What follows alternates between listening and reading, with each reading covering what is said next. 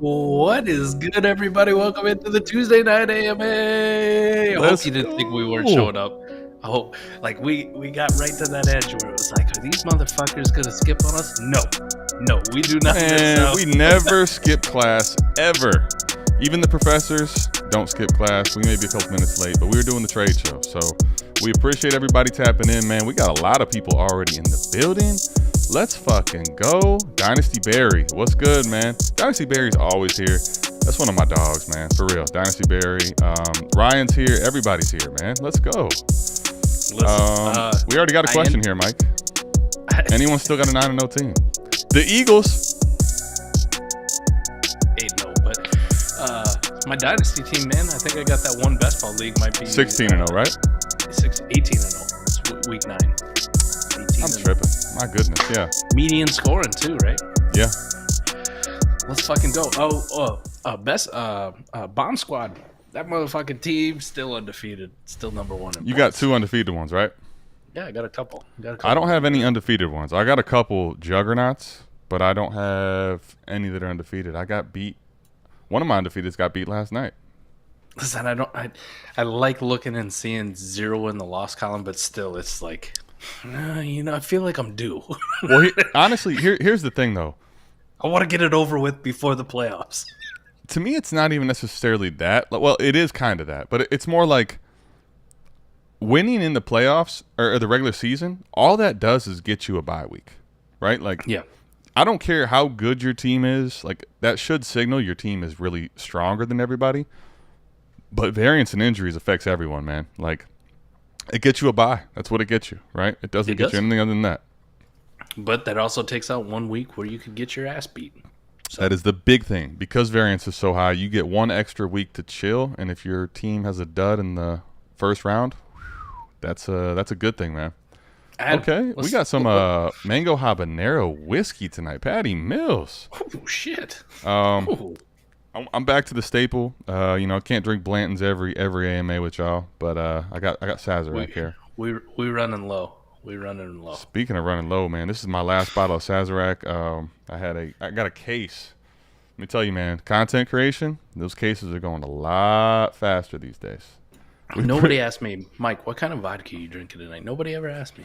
Can someone ask Mike what kind of vodka he's drinking? He's starting to feel slighted. Someone ask him. I do. Man. In the meantime, let's talk about the thumbnail, man. Let's Justin do it. Fields. Patty, we'll get to your question in a second. Mike. I mean, this man. What a run, baby. What? Just you tell me. Like, where are you at right now with Justin Fields? I know we kind of talked about it on the recap show. We've had some time to think about it a little more. Like, where are you right now with Justin Fields? I'm still hammering the buy. Still hammering the buy button, unless he costs more than 2 firsts. What do you mean hammering the buy button? Still hammering the buy button, man. Oh, B-U-Y. Got it.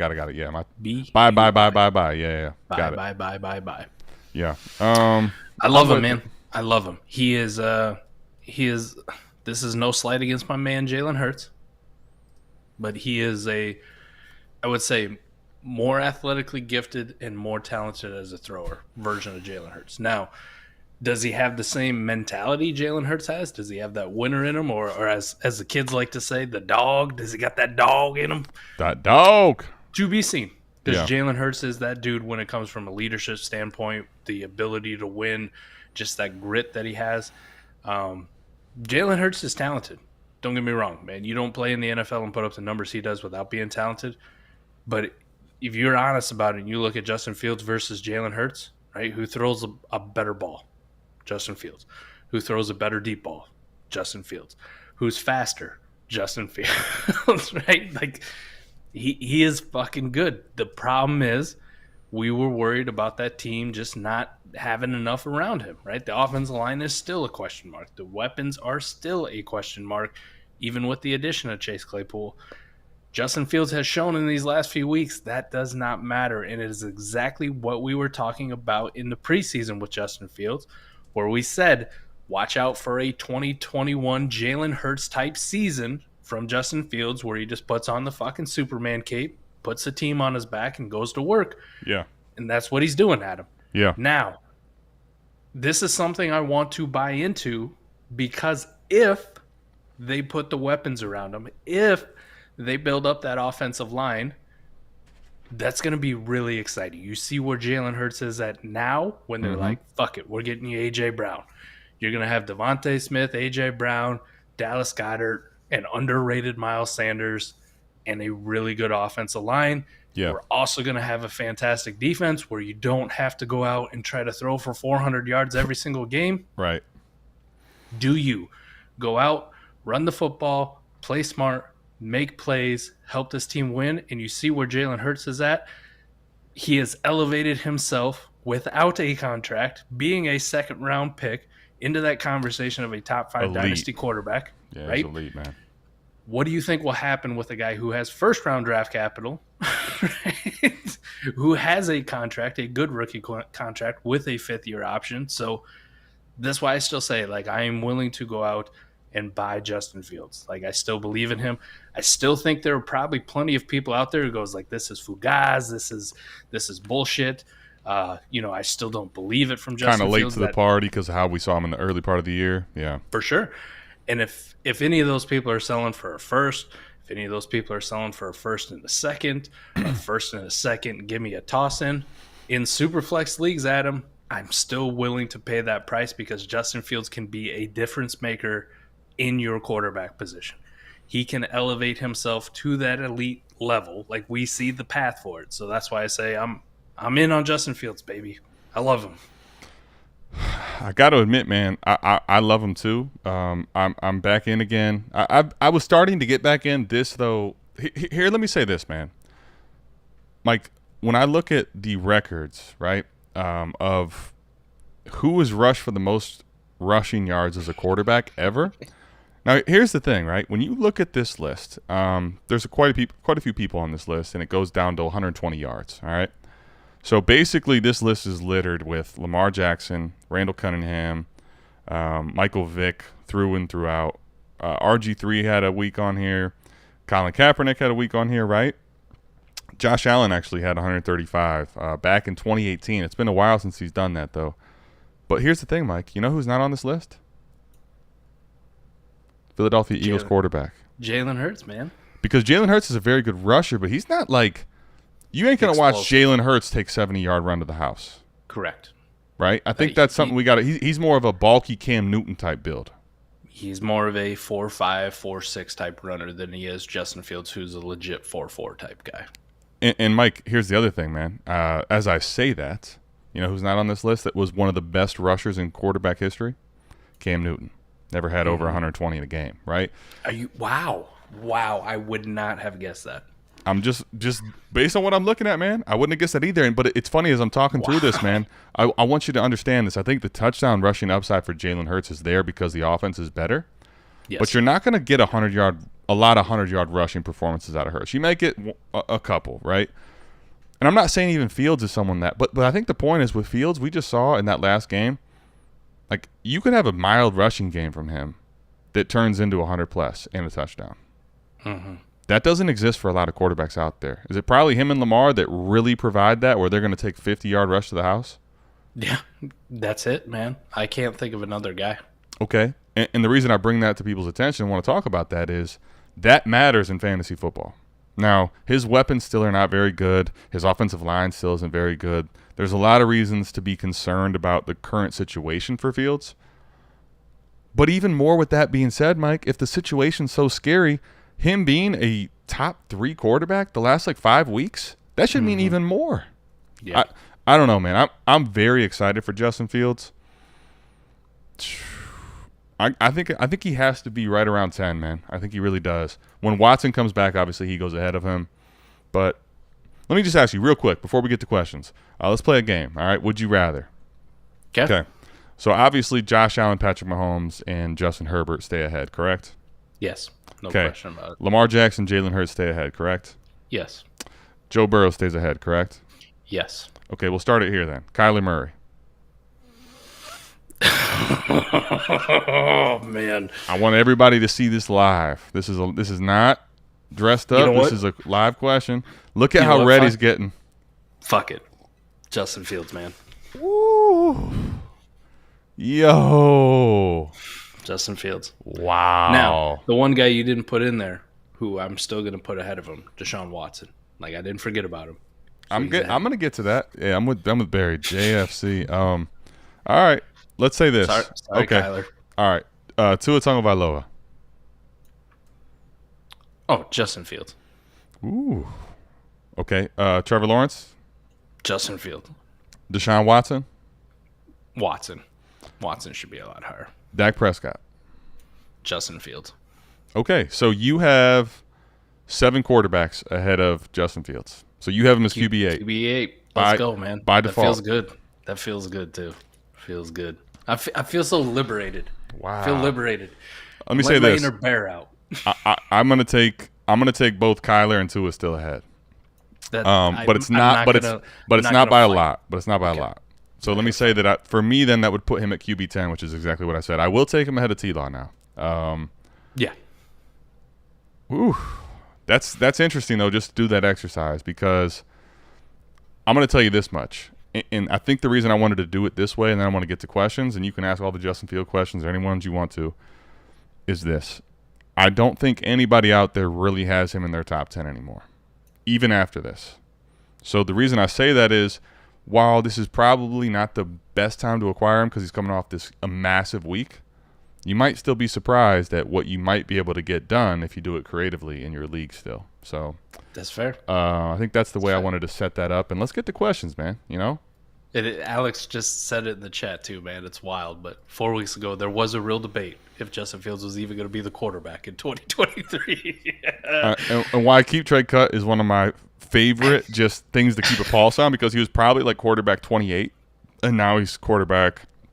What is it? Quarterback. Listen, man, he's right in between you and I. We have taken so many L's this season on guys that we like, right? Gibson, Akers, Swift. We just been kicked in the teeth over and over again. You don't have to tell everybody that. It feels good to be one of the only shows out there who's been like, we never left Justin Fields, right? We never left. We thought he was going to be good, and he is fucking good, and we're finally seeing it. I don't know, man. I feel liberated. I feel good that I can gloat a little bit. You know what I mean? 1,000%. This was one that took a while to develop, but it was a hit. We were on the draft day show. Go check it out. We were technically still wrong because Jalen Hurts, we both want over him. But when we had the Jalen Hurts, Justin Fields discussion, we kind of got looked at like we had a third eye when we said we'd like Justin Fields over Jalen Hurts. Granted, I'm sorry, Jalen. That was that was more disrespectful to Jalen than it was supposed to be. But that being said, man, I think the discussion is a lot closer than it was at the time. Anyway, getting into these questions, man. Dude, I look at this question, Mike. This is by a mile Kenneth Walker. Am I wrong here? Man. Nope. No fucking chance I want the other side. You're going to have to come at me with something a lot better than James Conner to add to Drake London to get my Kenneth Walker off me. Drake London, isn't...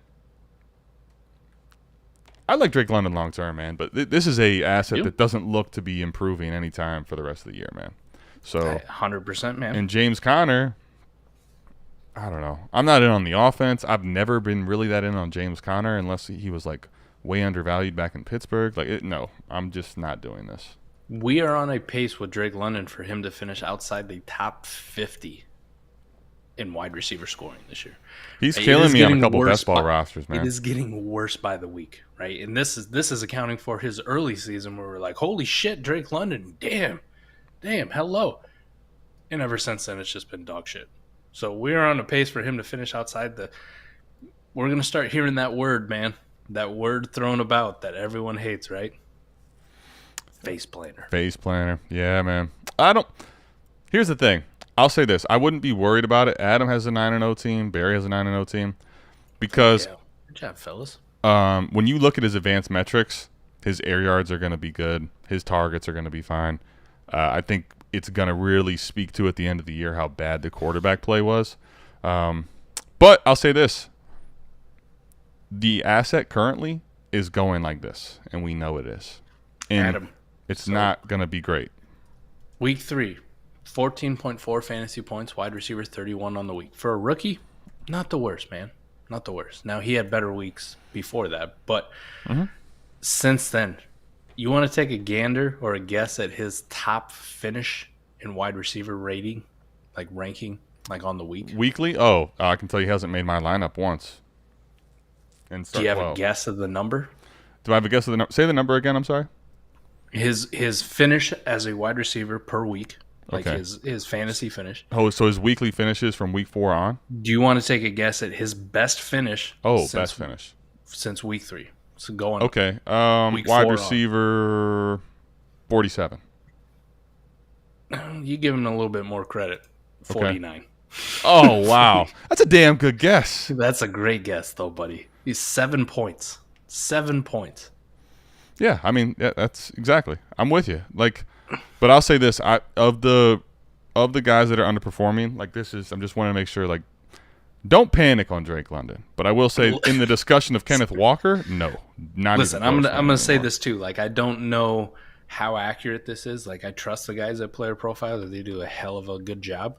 Yeah. I just don't know what goes into it. But I was just looking at the primary corner. So, like, week 4. He got Denzel Ward. We talked about it at the time, right? Denzel Ward is fucking good at football. No one's going to knock Drake London because Denzel Ward put the clamps on him. No one. No one. Yeah. But after that, man, Jamel Dean, Diamondre Lenore, Chidobe Awuzie, Dante Jackson, and Michael Davis. Now, I'm not a defensive expert by any means, but these are corners that I think most people have barely fucking heard of. No question. These are the dudes putting the clamps on Drake London. Now, is it just the clamps, or is the fact Marcus Mariota is horrible at throwing the football? Here, let me tell you why, and I don't want to spend all day on Drake London, but I do want to get this out of there. Target share, number 8 in the NFL. Target rate, number 7. His snap share, believe it or not, is only at number 47, and a lot of that I think is because of the way they want to run the football. So too many tight ends on the field. Yeah, exactly right. And then red zone targets, number 8. He's got 9 red zone targets. And lastly, there was one other thing. I'm not seeing it right now. I'm having a hard time finding it. There was one other one that was really good here. Yards per team pass attempt. He's actually at number 20 in the NFL. So, given how bad the offense is, how bad the quarterback situation is, those are telling numbers for me that make me say, don't worry long term. Okay. But I'll say that. But I'm not panicking. I'm just it just hasn't been good. Well, there's not a debate there. It has not been good. Okay.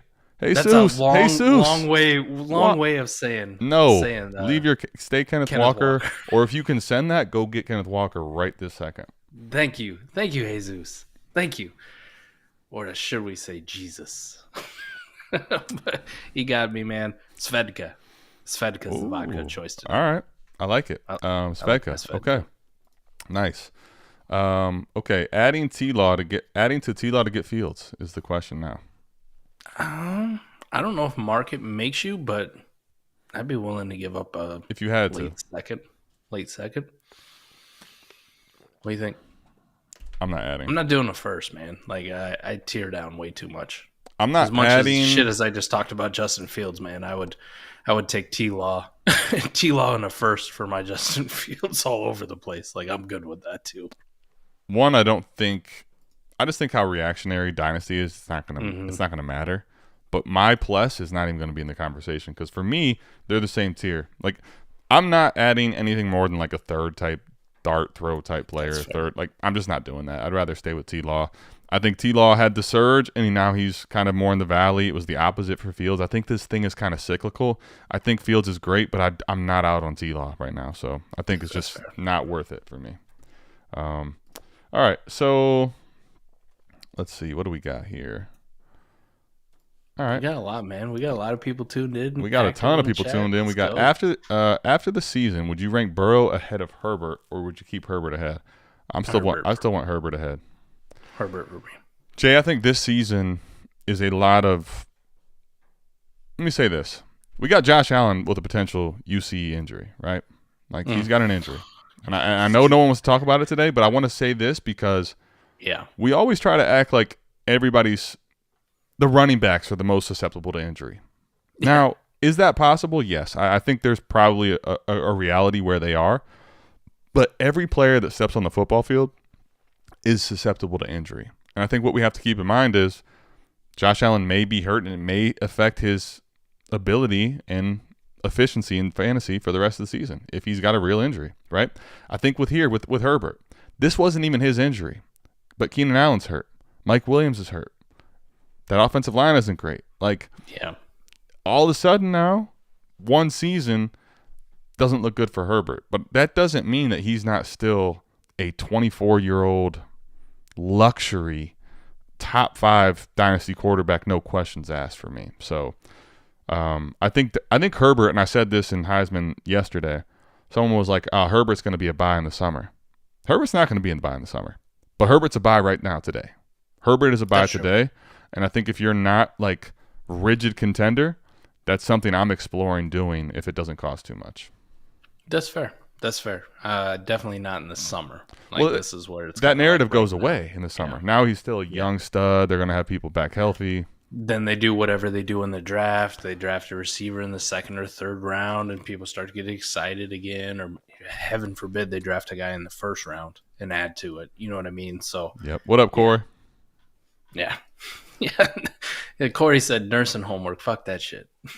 Listen, appreciate you, Corey. Listen, you can get to the nursing homework after the South Harmon AMA. Right now, we got class to get to here. So that's my dog, Corey, man. Okay. So with that being said, what are we really doing with him, guys? This is with Fields, I'm assuming. Barry. Oh, here we go. There's a follow-up. There's a follow-up statement. This one's better. Here we go. Are you holding? Are you enjoying the ride? And are you selling to tier up at all? Use him to get more than Burrow. This is all about Fields. Barry, good question. Mike, I'll let you head it because you had him ahead of Kyler. This is so cost dependent, right? And this is going to be like what your league dynamics are. How much does it cost, right? So I can tell you. And it's also, I think, is it start 9 lineup? Is it start 13 lineup? Is it best ball? That all factors into. I think Fields has reached that point, though, where like even in smaller lineups, like start 9 lineups, that's still the dude you push the button on every single week.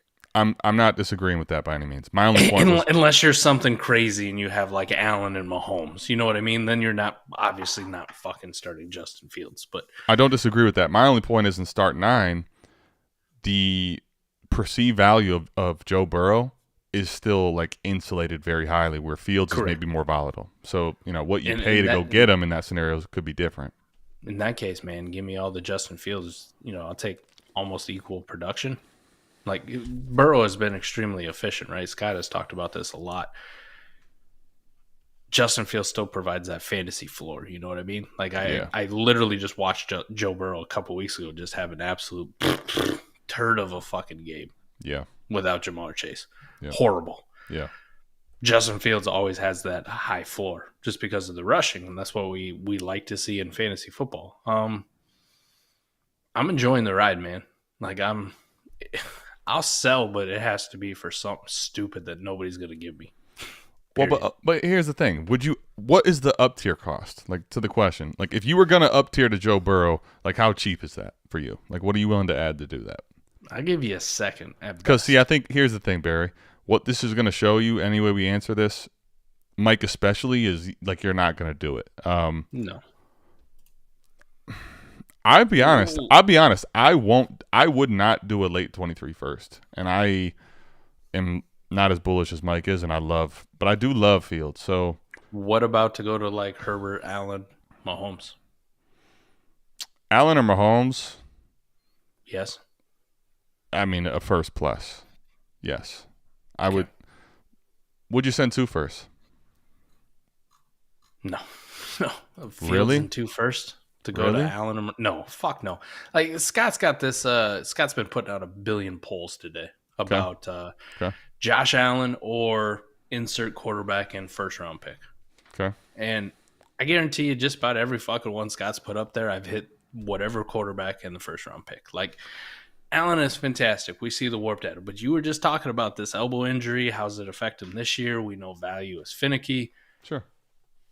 It doesn't matter to me, man. Like, his warp data is good, but like these other guys are close enough that I will take that in the 1st all fucking day, right? Like, a good one on there. So you'll take a single first and Allen. I'm sorry, you'll take a single first and Fields ahead of Allen. Like, you'll trade down for just a single first to Fields. Yeah, Fields has reached that point for me. In a small lineup league? Yeah. Yeah. We were just Start talking 9, start about, 10? yeah. I Yeah. would not do that. Yeah. I'm good, man. I will do it. I'm not doing that. There's no bag. There's still as good as he's been lately, which is good. There's like he in the last 4 or 5 weeks he's in the warp conversation with those guys. But man, I'm not doing that. All right. So here's a good one, right? Josh Allen or Deshaun Watson in 23 first? Watson in the first. Okay. Allen or Burrow in the 23 first? Start 9, I might even stay with Allen, but it's probably majority would say Burrow in the first. Yeah, I'm taking Burrow in the first, no question about it. I don't want Burrow in the 111 and start 9 though. I do. I don't. I do. Not for I'd be me. completely fine with it. Start 9 is so different, man. I get it. I get it. Not doing that. Or Mahomes, same thing. Not in start 9. Okay. In start 12, start 13, I'd destroy the smash button. In best ball, I need to order a new phone. But in start 9, I won't do that. That's fair, man. At least we found the differentiating point between us. Yeah. I mean, start 9 is just I think the market for people that play in start 9 will tell you how insane the value is on Allen and those guys. Yeah. So. Oh, for sure. And then especially if you get into like 14 teams, start 9, Superflex, like those fucking people go ballistic. But all right, so for me, like I would pay in a start 9 league a first and a second from Fields to go to Allen and Mahomes. In a start 12, I'm probably not even going to pay a first. And in best ball, if you're going to give me a first in Fields, it might seem light, but I'm strongly considering it and seeing if I can get a plus. I think the difference in leagues matters drastically for me. What I'm doing here. That's fair. I'm crazy. Listen, it's nothing wrong with having your opinion. It's fine, man. We're both still bullish on him. I think we have to understand relative to the industry and everybody. Loco. And that's okay. That's okay. All right, let's get to some questions before we get into our whole bag here. All right, Alex says last year of a rebuild. Wow, this is a long one. In a 24 league, moving from start 8 to start 9. Okay. I also don't see if this is a Superflex league. Alex, if you're still with us here, if you could drop if it's Superflex or not, that'd be great. I have DK, Judy, Garrett Wilson, and Bateman, DPJ, Tyler Thornton. Do I condense assets or let it play out? Scott just had that pod yesterday that dropped. Fantastic, by the way. Go give it a listen here. But he's talking about like how you need, his was a start 10 league. Just for quick reference. Real quick, Zach says ATM agreed. Start 9 is hard to accept in Downtier. So now I know that Mike, that's confirmation for Mike to feel better about it. Yeah. Thanks, Zach. Appreciate that. No, Zach, you're right. You're with me, and that's a good thing. But Mike feels even better now in seeing that. So go ahead, Mike. Finish what you're at. My bad. I didn't mean to interrupt. But he's talking about like where your threshold is for how many wide receivers generally you want to have as a roster construction. In a start 10 league, 28-man league. So if you're looking at it, 14 team Superflex, okay, so you're looking at you're gonna confidently push the button, we hope, on DK, Judy, and Garrett Wilson. Bateman's gonna be a little bit more of a question mark with this foot injury. Like, yeah, I'm talking next year, right? Down the road. Like, you're on mute, buddy, by the way. But that's all right. I'll just keep talking. DPJ, Tyquan Thornton, I don't think are ever gonna be guys that you're gonna confidently push the button on. Like, you're still gonna need another 2, 3, maybe 4 wide receivers, like in that top 50 dynasty value range or that top 50 season-long producer range to feel good and to meet Scott, what he's talking about, like what roster requirements, like the ideal way to set up your roster. So, right. Yeah. Like you still need more, right? Like, Adam, when you look at DK, Judy, Garrett Wilson, how good do you feel about that wide receiver core in what's going to be a start 9 with 3 wide receivers? I'll say this. Start 9 obviously is condensed starting roster, right? But I'm in like a start 10 14-team league. I'm not in a start 9 14-team league. I'm in a couple 14 teams. But in 14 teams, Mike, I think the reason I'm going to say I will condense, but everything is very cost dependent here, and probably I'm going to be far more on the side of not condensing than the average person would tell you, is because in 14 team, man, even in start 9, if it's a true dynasty roster where you got 25 to 30 spots, wire is grim. The spots are grim.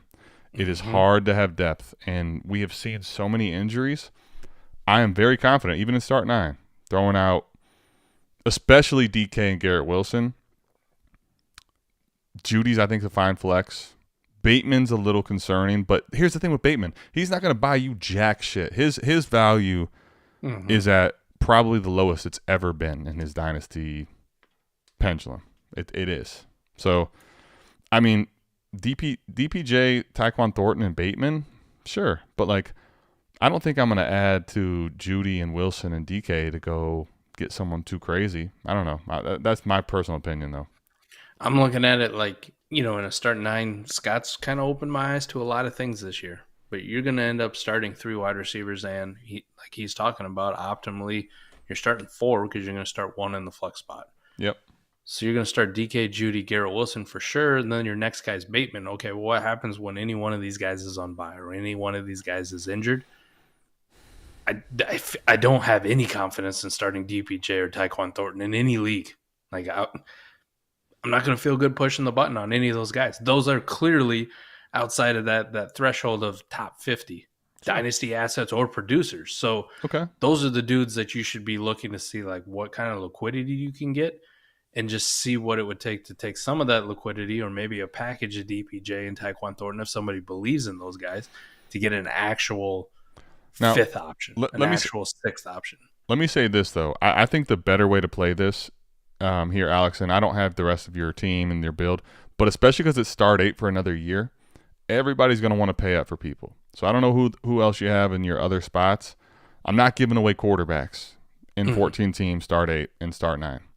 But for other players, like, I think what I'm doing is seeing what type of picks and down tiers I can get, because everybody wants to juice up the starters in start 8, man. So, like, if I could sell DK for a couple firsts, like, I'm doing that. Like, I'm trying to find ways to get more shots at giving yourself value ascension on this type of a build.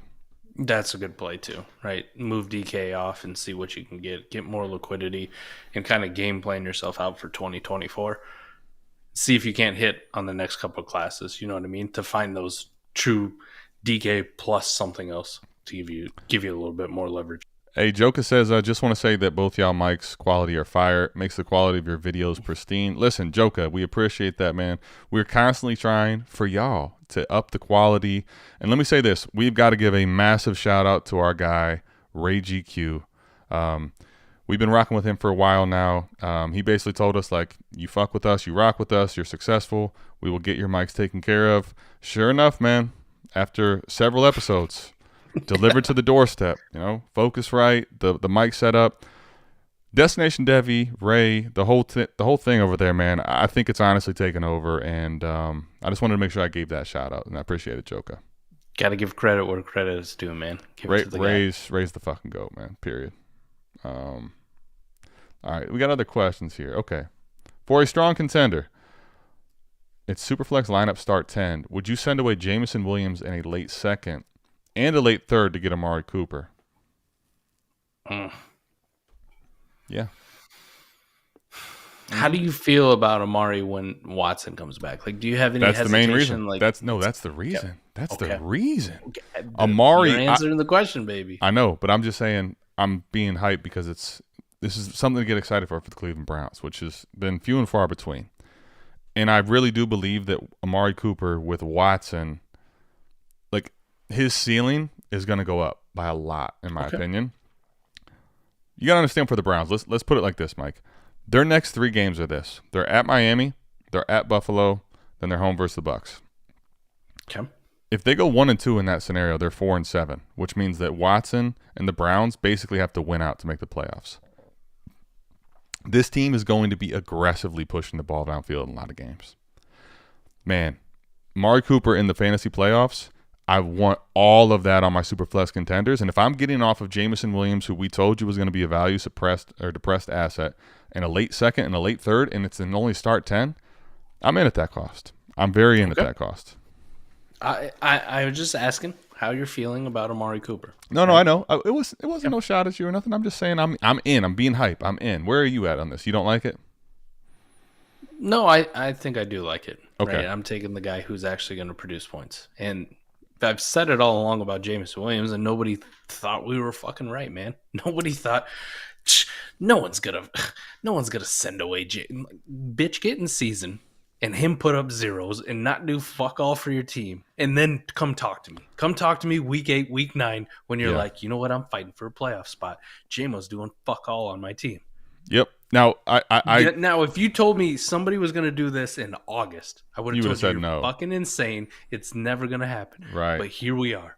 Alas, that fucking Oprah gif where she just turns and goes, that's me right now. That's me being like, I told you so. I mean, listen, this is what I was talking about with J-Mo, man. I think this is why I drafted Chris Olave before J-Mo, and people thought I was fucking insane. Let me say this, though, on the flip side of this. I think Jameson Williams is going to miss so much time that on the rebuild side, I think he's going to have a baked-in excuse. So I think that here's the thing, right? Jahan Dotson, who gets hurt. Rashad Bateman, who's hurt. Now, he's not a rookie, but Treylon Burks, who's missing a lot of time, right? Sky Moore hasn't played at all. Those guys are going to be very depressed as far as the 22 rookie wide receiver assets go, unless Treylon comes back and smashes. And right now in this situation, I don't know how realistic that is. Jameson Williams, I think, has missed so much time. There's going to be this allure still on his name, right? And I think on the rebuilder side, I would take that as well. And I'll say this. I think Jameson Williams, for me, if that value starts to creep in the summer, I'm moving him. That's fair. That's fair. Any disagreements or thoughts on that? No. No. If you got him, you're just holding him. You're waiting for the value creep, right? Like you're being patient. But if you got the opportunity to move a dead weight asset off your team right now that still holds some value for whatever fucking reason, get a legitimate piece to help you win a championship, money over speculation, baby. Money over speculation. Like you can take the value. I'm going to actually go cash a check. I like the way Joe could put this question. Do you like Kenneth? And then he put the dude walking. Kenneth Walker on a rebuild. If he's your only legitimate RB, and what is he worth sending for? 100%. I'm not worried about that. Joker, let me say this, and this is nothing against you or anybody that listens. Yeah. On rebuilders, I am not worried about what my lineup looks like today. T-Rock gave me credit for in one of the best ball leagues we're in, Mike. I have a best ball team that scored 33.9 points. And he said, damn, that's impressive. Kind of fucking clowning me. But it's dead serious. For me, I am the probably extreme of I will take every asset that has any value of scoring points and liquidate it if I can. So, for sure, to get to the answer that really matters, what is he worth sending away for? I want 2 first value. Now, you don't have to necessarily get 2 true first-round picks, but I want a first in a youthful wide receiver, a 21 or a 22 wide receiver that matters. Like, I don't know, Mike, where are you at here? It'd be something where you get a mid to late first, a mid to early second-round pick, and you go like, you know what? I still believe in Elijah Moore. Give me Elijah Moore. Or I still believe in DJ Moore. Give me DJ Moore. Something that you believe in, that you like, that you think at some point may get a value bump or go up into. Let me give you a couple questions. Here's a good one for you, man. Okay. Like we just talked about this dude. Okay. We talked about this dude on a podcast. We talk about him on the trade show. We talk about him every fucking week. Yeah. But if somebody was like, I will give you Najee Harris and a first round pick for your Kenneth Walker, and I'm on a rebuild, that's a move where I'm like, you know what? Najee ain't doing shit right now. I think he may have a value bump. Ideally, it's not the move I want to make. I really want the draft capital. That's the first thing I'm going for. That one would be towards the bottom, but I would still take it, I think, if push came to shove. Okay. Yeah. So I'm with you. Now let me give you a couple. Drake London in a first. Oh yeah. Yeah. I'm good with that, man. And I think that's probably a rebuilder. I'm good to liquidate and buy into like Drake London. What about Treylon? I was just that was my next question. Treylon in a first. You in? I think at this point, like I think I would take it if I have to. You know what I mean? But I I'm think gonna I I'm think gonna you could play ask that for a like plus in the though. DMs, and yeah, I'm gonna be in Second. the DMs being like, Draymond, he's got a serious injury. Like, I don't know this dude ever gonna play. Blah blah. That whole like talk down about the guy that you're getting. That's the aspect. I'm gonna need at least a second on top. I think let me give you a couple more. Let's go Jahan Dotson a second and a first. Yeah, yeah, Okay. I do that at some point. I Jahan love Dotson Kem's in a Walker. first. No, I no, thought so. I don't I think so. thought that's why the second needed to be in there. Okay. And then lastly, let's say it's a 24 first and a 25 second and a 25 third. 24 first, 25 second, and a 25 third. 25. No. Exactly. Just be careful about taking picks out too far and No, I'm taking good, man. down picks and like just don't do shit like that. I think the reality is you need in the ballpark of 2 actual first. They don't have to necessarily be liquid, but you want players that you're buying that are youthful, that are not super depressed in market, like Jahan Dotson, like Sky Moore, those types, and a first. Right? That's what you need to get back in some capacity. Yeah. Yeah, but to your point, man, too. I'm the same way when I have my rebuilders. I'm never looking like, oh, I need quarterbacks or I need running backs or I need this. I don't give a shit, man. If it's for sale, everything's for sale. Period. On any of my teams, just for the right price. But on rebuilders, I have guys that are more inclined to hold. But you come at me with the correct offer, I'm willing to liquidate anything. And I'm never looking ahead on my rebuilders going like, I'm going to need tight ends in 2023 or I'm going to need 2 quarterbacks in 2024. I don't give a shit. I'll Like, figure that out, man. I'll figure that out. I got plenty of time to figure it out. Just give me And- all the draft picks, and whether I make them myself or I move them for pieces later, I got plenty of time to figure it out. I don't need those points for a couple years. And if y'all are worried about it, keep tuning into AMA. Come check us out on Patreon. I know a lot of you guys are already in Patreon. We'll make sure when you need to pivot all this liquidation into lineups, we got you covered. Jay, speaking of that, I had this question pulled up. Come on, man. What one? If we blow up like the fantasy footballers, you, Jay, and all the, Savage tier members especially, you're going to have access pass to wherever the fuck the studio is. Yes, you will. Yes, we will kick it with you. Get out of here with this question. We love you, Jay. We love all you guys. We love the people that aren't even in our Patreon in here. We're kicking it with all you guys forever. You guys make the show, man. This is why we do it, because this is the fun part. This is why I love Tuesday. Dude, Tuesday AMA is so I've always forever, Mike. I've called Tuesday the second Monday, right? Like, there's nothing good about Tuesday. It feels like Monday all over again. It's just not called Monday. This Tuesday AMA makes Tuesdays so exciting. I love Tuesday AMA. One of my favorite things out there. It is, man. Thank you, dudes. He'll be using his 101, 105, and Hall, Javante Pist. Okay. Yeah, I mean, I think if you got Javante Williams, Brees Hall, and Pitts. I think Javante, I'm worried about him next year. I don't want to sell him light, but in 2 years, I think he could resurge, but I'm worried about him next year, J.K. Dobbins style. But Brees Hall, great asset, I still think, and Pitts is a tremendous asset. So, got to address QB2 after Tua. I think you're in a good spot, man. I would not. Here's what I would say. Don't over-consolidate trying to get a stud, because that's antithetical to what you want to do in a rebuild, especially in 14-team. You want to have adequate depth. I think that's a big thing you have to not overlook. He's got a nice core. Yes. It's filled with young guys who are, a couple of them are injured and seriously injured. This is also just a team where I'm not like fully pushing in yet, because you got a lot of picks, you got a lot of assets. Like, you're on the right path, and especially when this goes to 9-man starting rosters in 2024.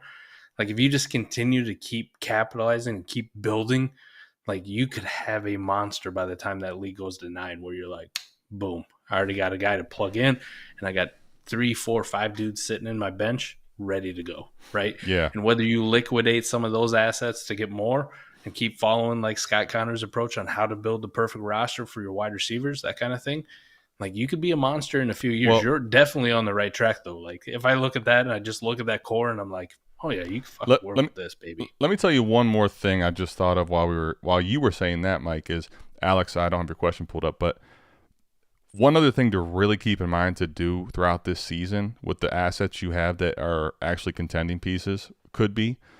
So Jamar Chase, I think, is a bad example right now because he's still going to cost you the moon to go get. So I wouldn't probably do that. But that same principle, right? If someone goes down for 4 to 6 weeks when the fantasy playoffs hit, that's a perfect asset to buy, right? Think A.J. Brown last year in the fantasy playoffs. He goes down. People are like, fuck, I really needed him. Like, I saw plenty of pivots to Terry McLaurin, Deontay Johnson, and, you get an A.J. Brown 1-for-1. So, like, think of that type of a mindset. Just be careful about buying long-term injuries at a right price. I'm talking more the 4 to 6, 7 week injuries that aren't like long-term serious ones. Patty says, what would you add to Godwin to get London or Olave? Dude, I'm going to be honest with you. London's far more attainable than Olave. Olave, Mike, I have checked and tried. You want no part of buying Olave. I'm telling you right now, that's the one thing I'll give you and Jay Rich, ultimately more so than you, a lot of credit. Dude, the value of Olave is outrageous. Yeah, we got to give our man Jay Rich. It's outrageous. Jay Rich. I would have never. I should have listened to you, buddy. Jay Rich, I know we talk shit and we go back and forth. You were on our stream telling us, and God, it was the godsend. I didn't listen. You were right, buddy. Olave's unattainable, it feels like. The only thing that made me not getting more Chris Olave shares is the fact that everybody dunked on Kenny Pickett, and a lot of times when I'm picking at 107, Kenny Pickett's still hanging around on the board. So here's the thing, though, market. I'm telling you right now, you can't get Pickett to Olave. You can't, even if someone's desperate at quarterback, you can't get it. So you can't. What would you add? Gonna be a tough what would you add? Let me say this. What do you think it takes to go from Godwin to London, and is it even anything? You know how much I hated Chris Godwin. I did a fucking TikTok about don't draft Chris Godwin. Don't do this. Don't. He did get hurt, but now he's looking a lot better, right? He is looking a lot better. I will say this. I am not adding a damn thing to go from Godwin to London. Really? Late second? Nope. Okay. I'm good. Okay. I'm good. Here's the thing, Mike. London, for as bad as he's been playing, as bad as he's been scoring. Let me say that. He hasn't been playing it, but he's been scoring bad. Mike, even with that, he's still wide receiver 15 on keep trade cut. Like I think there's a market insulation with Drake London. There is a little bit, right? But how long is that going to last? If this continues, we're for the halfway rest of through the season. I know, but you think this continues for another? You know what I mean? Like, I just think there's something to be said about Chris Godwin where, listen, I think you can ask for straight up. I just don't know if you're going to get it. I just think with Chris Godwin now, part of why you and I weren't in is because he's now reached this point where he's never going to go to this wide receiver 1+ in Dynasty because of his age, right? Correct. He's never going to have this shiny Chris Godwin that we had in the past. So that's the difference between him and London, I think, is the value. Let me pause on that though, because he hasn't turned 27 yet, Chris Godwin. Right. So we kind of talked about this. He's 26, correct? I don't know what next year holds. It's going to be without Tom Brady at this rate, though. Well, here's the thing, Mike. That's the great point. Brady looks bad. The offense looks bad. Yes. Brady may or may not be back. Correct. He's locked in there now. Now, what I'm saying, though, is Tampa Bay is also headed for what's probably going to be a pretty gross-ass rebuild. Okay. Like, probably. You mean if they trade him off? Who's to say, though? Like, let me just have this, like... Yeah, go ahead. We had Stephon Diggs for years in Minnesota, where it just was like, he's good, but it's Minnesota. You know what I mean? He's good. He just never really ascended. I'm not saying it's going to happen, but what happened in the later part of Stephon Diggs' career when he got sent and paired up with Josh Allen? Like, he kind of went from an afterthought to all of a sudden this dude's always pushing like top 6, top 5 dynasty wide receivers, even at a more advanced age, just because of how that pairing is so damn good. I'm not predicting it for Chris Godwin, but what if next year he gets sent somewhere like Kansas City's like, you know what? Fuck it. We want to buy Chris Godwin. Like this Juju, Marquez Valdez, Scantling thing didn't work out. Travis Kelce's retired or on the downward stretch of his career. What if you have 2-3 years where you have a Chris Godwin paired with an elite quarterback? Or better yet, we're just talking about Justin Herbert. Like, what if that becomes a pairing for at least the next 2-3 years? Yep. So I'm not saying it's out of the realm of possibility of him to ever ascend back to it because we've already seen him play But really well. okay, It's probably not likely. You're correct in that aspect. I'm okay. just saying that there's But let me there's just an opportunity with Chris Godwin where I'm a little bit more intrigued because it's like you pretty much know after this year, like the Tom Brady, Chris Godwin thing in Tampa Bay, that's done with, and I don't know what they do with him next year. But all right, so real quickly, because here's what you have on here, right? And I think this is a polarizing one. Schumer says, don't think you need to add anything. Redwood says, no way I'm giving up London or Olave for Godwin, right? Here's, I think, the reality, Mike. Even in this crazy scenario where he goes to the best landing spot, let's say the Chargers or the Chiefs, I don't think he unseats Diggs. I don't think he unseats Cooper. I don't think he unseats Tyreek with what we've seen with him and Tua. So, even then, Mike, is he going to unseat Olave, who's going to be young, playing out of his mind still? Maybe not. I think best case scenario, even in that type, is he's back end wide receiver 1. And I think that's where, for me, that all has to go right, and he still doesn't have this high upside where we already saw in 3 games Drake London was valued as almost a top 5 receiver. If they get a good quarterback, Drake London's upside, crazy. So I guess that's my difference. I would say this, though. What would I add? Because if you're going to add, you're in a rebuild, right? You're trying to get a contender to take Godwin. I'm not going to add much. Later second, a fluff piece. But other than that, come get Godwin. I don't want to let that market become – I don't want to let the market and the league become where everybody gets away with these bailouts on young guys that they wanted to have that are now not performing, and you get to give them Chris Godwin because they're not doing shit on London here. This is also what makes it harder to up tier at wide receiver, where just there's so many good ones. As long as you're within the threshold, the range that Scott's talking about, where it's just man, it always kind of feels gross if you're trying to up tier wide receiver. Just kind of let it flow and let it happen, and see if you can find that guy who loves Chris Godwin. If that's what you want to get off of. Now, it may not be for London or Burks, but maybe you want to buy into some or London or Olave. Maybe you want to buy into some Treylon Burks shares, or maybe you want to buy into insert the next guy, another wide receiver, maybe a second-year kind of guy. So, you kind of just stay more fluid and be water with it and see what your league really wants to do instead of trying to target the wide receivers. That's what's hard about it. It's just because there's so many, right? I'm with you there. So we got a few more questions here. We got 5-10 minutes to get to some of the questions. So if you got questions, you better drop them quick because Mike's going to be mad at me if I say we're answering all of them, and I'm not going to do it this time. So we'll answer as many as we can. Cheers, gents. I got a productive struggle team. QBs are top 7. Whoa. Got Deontay, Higgins, Burks. So far, so good. Looking to buy Bateman back for an early second. No, don't do that. Nope. No. Listen, let me say this on Bateman. I was one of the biggest Bateman guys. While he was healthy, he was worrying me because the volume wasn't great. He basically had his points per game this year come on 3 big plays. I was already worried on the field, and then the first foot injury happened. And then he re-injured it, and now he has to have surgery. So now this is an asset that's going into year 3 that's proving you nothing. And as great as Bateman is, and even if he stays the number 1 in Baltimore, there is not going to be you cannot put it's going to be a window or a mirror in front of you, right? Doesn't matter how cloudy it is, you can put all the Windex you want on. It's not going to be pristine like this early second is that you haven't seen fuck up yet. I'm telling you, don't do that.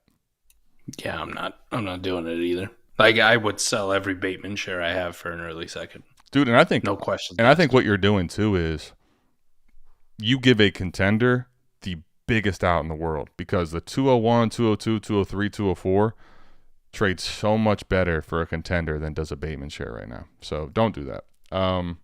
He had a second part to that. He was wondering what Waddle and Andrew's value is right now. Through the I was out here. Rough. Well, rough. Andrew's value still crazy high. It might come down a touch, but it's still stupid. Waddle's, he's in unattainable territory. Jalen Waddle, Mike, in keep trade cut is ahead of A.J. Brown, which is outrageous. Jalen Waddle's wide receiver 3, Mike. I just want you guys to understand that that's the scenario. Don't get me wrong, man. I I've come around and like I really love Jalen Waddle, but I'm not going to disrespect my man AJ Brown. You send me that trade straight up, I'll hit the AJ Brown side all fucking day of the week. I mean, I'll be honest. They're very close in the they're very close in the like their ranking. That's wild though.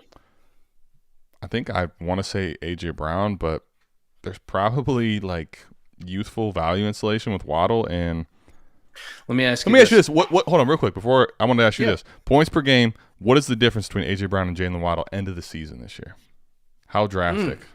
By the end of the season? Yeah, how drastic? Oh, probably only a handful, maybe 2 or 3.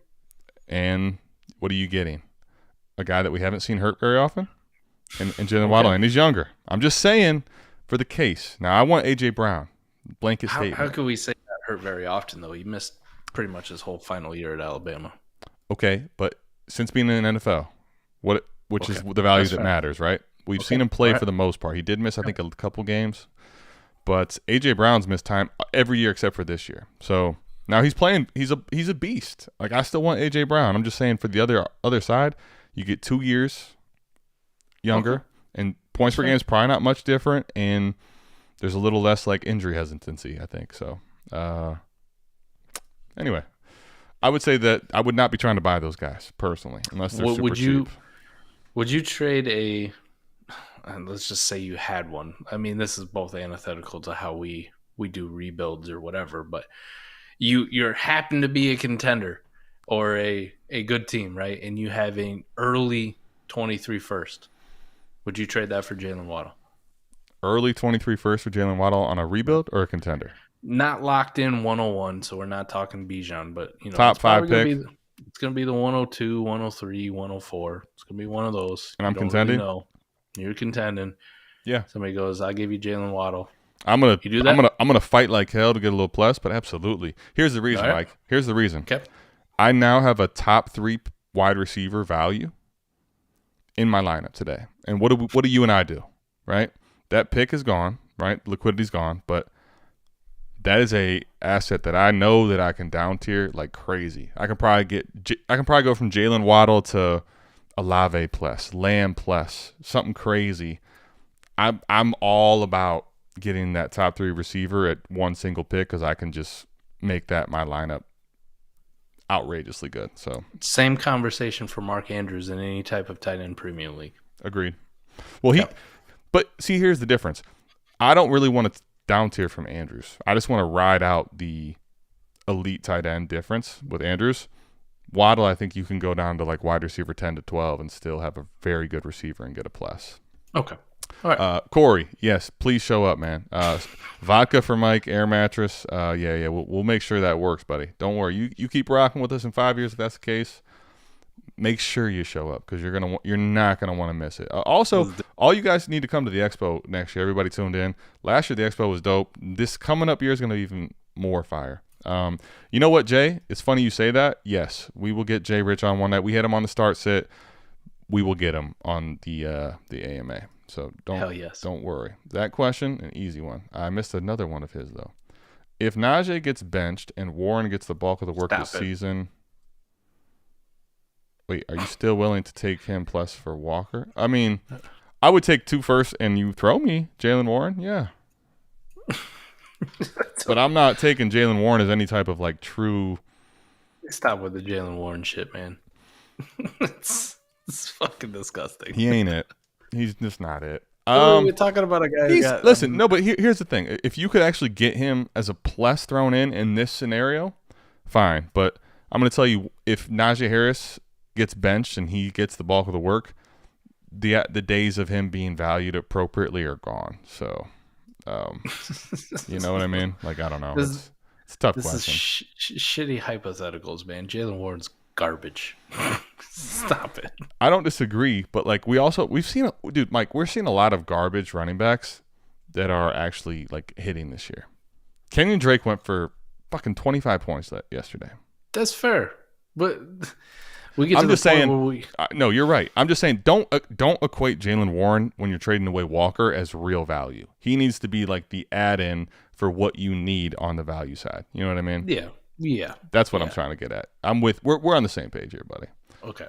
Don't fight me because I'm not advocating for Jalen Warren. All right. Okay. So he did mean if Najee got benched, would you still take Najee in a first for Kenneth Walker? Oh. In this I'd want a unlikely second. scenario, I'd want a second. Najee I'd gets want a benched second then, for probably. a shittier running back. I'd want a second then. I would have to reevaluate a little bit. Like, oh man, What are you They selling really did London bench for, him. Mike? I think this is for you. first and second. Like, I'll just move off him. Good. I'll re-roll it. If I don't get it, I need at least a first and a second. I'm not panicked on London, personally. So I'm trying to get the keep trade cut fucking market though, where he's still top 15. Like, you want to give me that deal?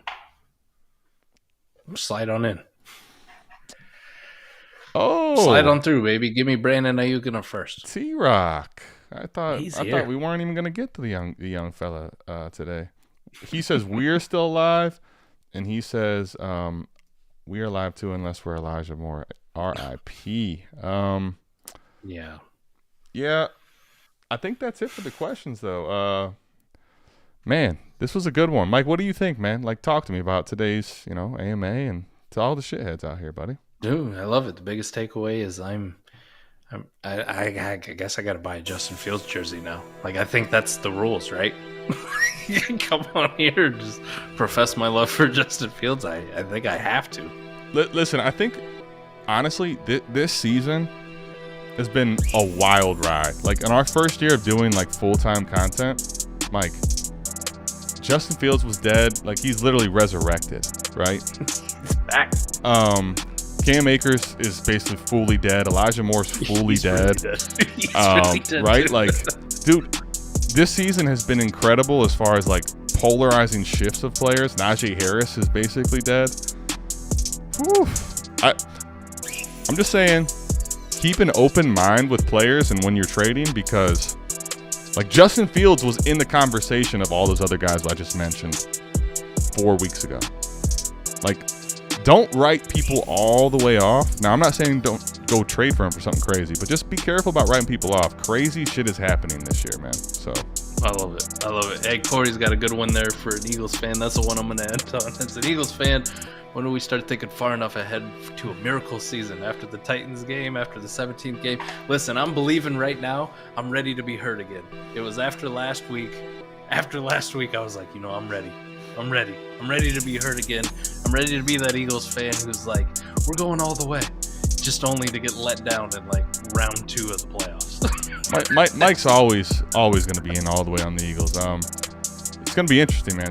They're in a great position right now for a bye week and a hell of a run here. So if you're an Eagles fan like Mike is, you got the jersey, the shirt, you're flexing. We appreciate all you guys, man. We will be back here, same time, same place next week. Make sure you tap into the trade show, which now is live Saturday, essentially live. It's technically premiere, but drop in for the premiere, right? Because it was a great success last week. We don't have Scott Connor on this week. It's just Mike and I, but you're going to want to check that out. Also, we have everything going on Sundays. Start Sit on Destination Devy. If you're a patron, make sure you're checking out our live stream, the Patron Shit Show Live. That's at 11 a.m. Noon is the Start Sit. Then we have the recap on Sunday evenings. We also have right here Tuesdays. We do this cyclically, and on Fridays we have the 4D Chess podcast. Mike, anything else you want to plug or talk about before we get up out of here, man? That's all I got. I mentioned it on the trade show, which you'll see on Saturday, but for you still tapped in right now, I got big things in the works when we hit 1,000 subscribers. So if you could do your part, go down, make sure that you're subscribed, hit that like, promote it to your friends, get more people over. I got a big giveaway planned when we hit that 1,000, and we're going to hit it because of you. That's all I got, baby. That's it, man. Yeah, Dynasty said it best, man. We're 2 of the elite, the bell cows left, the rare breeds, the Saquons, if you will. I don't know how explosive we are, but damn, we tote the rock a lot. Yeah, man. We're going to take the rock every time we get it. We're going to be content colossus for you. We appreciate it. Go down, hit the like, and subscribe before you dip up out of here if you haven't. If not, we'll see you back here next week. We're out of this thing. Peace.